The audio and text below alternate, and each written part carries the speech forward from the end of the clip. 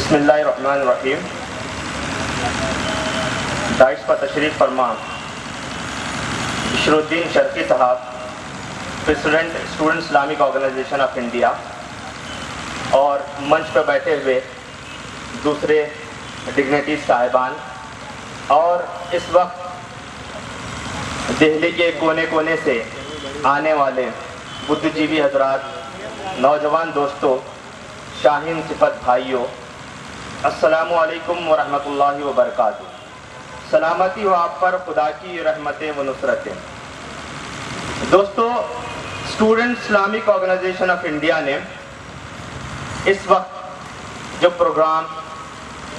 جو سبھا اس وقت آرگنائز کی ہے، fascism, extremism, state terrorism, student resistance کے نام سے. یہ سبھا ہندوستان کی سب سے بڑی طلبہ تنظیم SIO student Islamic organisation of India, جو کہ پورے ملک میں طلبہ و نوجوانوں کے درمیان میں کام کر رہی ہے،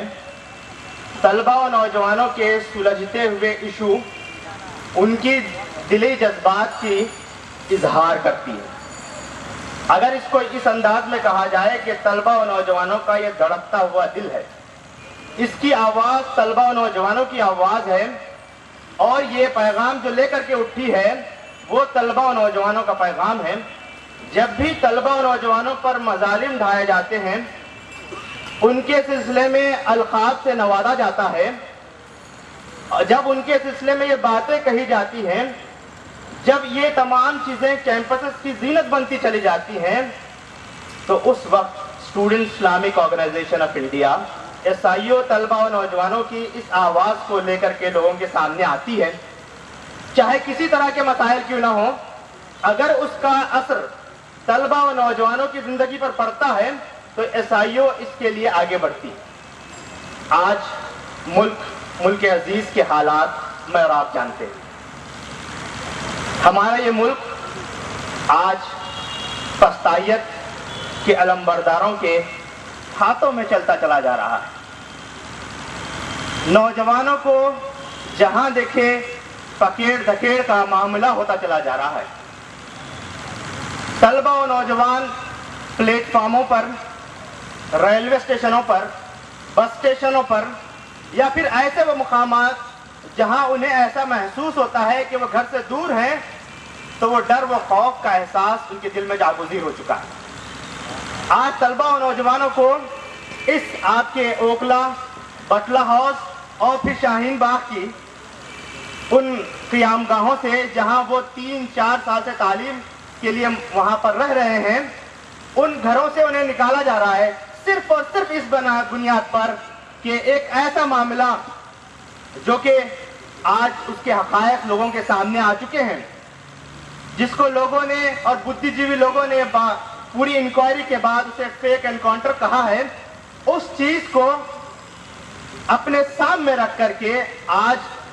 وہ لوگ اپنے گھر سے نوجوانوں کو باہر نکال رہے ہیں، اسٹوڈنٹ کو اپنے کالج، اپنے گھروں سے باہر نکال رہے ہیں، صرف اس لیے کہ کہیں ہمارے گھر پر کسی وقت پولیس کی ریڈ نہ ہو جائے اور کسی نوجوان کو پکڑ نہ لے جائے، پھر دوسرے دن ہمارے گھر پر بھی تالا نہ لگ جائے. دوستو، یہ حالات نوجوانوں پر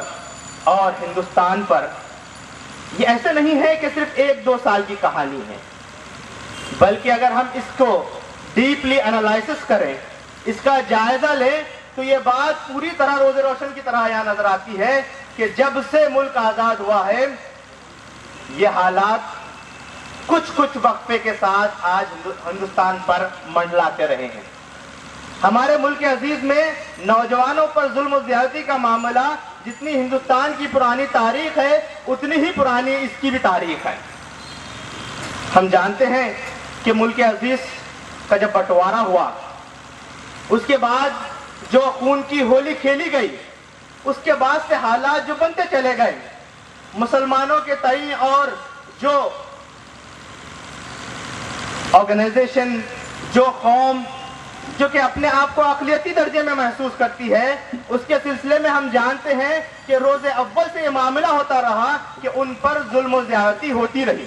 طرح طرح کے بہانے ان پر تراشے گئے اور پھر ان کی آڑ میں فرقہ وارانہ فسادات ہوتے رہے، ان کی آڑ میں مسلمانوں اور دوسری اقلیتی طبقے سے تعلق رکھنے والوں پر ظلم و زیادتی کی گئی۔ اور پھر اگر ہم دیکھیں حالات کا جائزہ لیں تو یہ بات بہت واضح طور پر نظر آتی ہے کہ جب بھی کسی چیز کے لیے،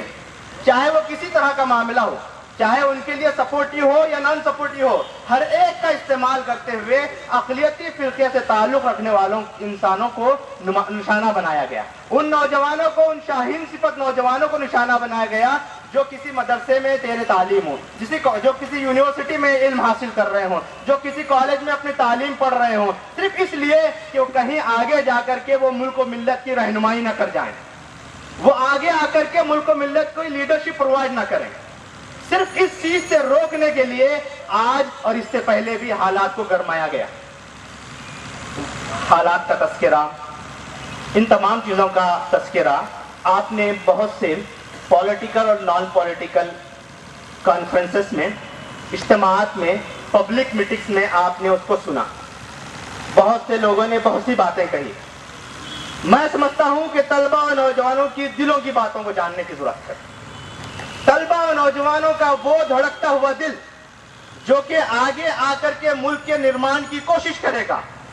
جو آگے آ کر کے ملک کو سنوارنے کی کوشش کرے گا، اس کی دل کی آواز کو بھی سننے کی ضرورت ہے۔ نوجوان کیا محسوس کرتا ہے؟ کیا وہ اپنے درمیان میں سیکیورٹی کو محسوس کرتا ہے یا نہیں کرتا ہے؟ اس کا جائزہ لینے کی ضرورت ہے۔ آج اگر ہم ہندوستان کو youngest country of the nation کہا جائے تو کوئی بری بات نہیں ہے، بلکہ جائزہ لیا جائے تو یہ بات بہت واضح طور پر نظر آتی ہے کہ 1 سے 10 کروڑ آبادی رکھنے والے اس ملک ہندوستان میں آج اگر ہم جائزہ لے کر کے دیکھیں تو تقریباً 70 سے 75 کروڑ